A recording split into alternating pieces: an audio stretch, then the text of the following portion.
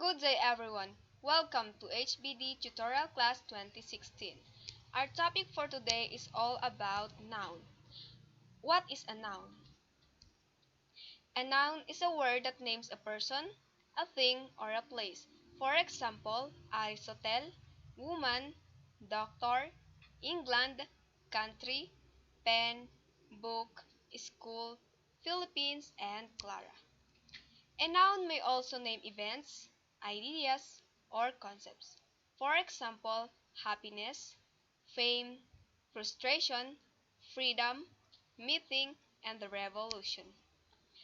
There are two types of noun, the proper noun and the concrete noun. When we say proper noun, it names a particular person, places, thing, or ideas. Always remember, proper noun are capitalized. For example, Corazon Aquino, Manila, Honda, Hinduism, Lincoln, and China Sea.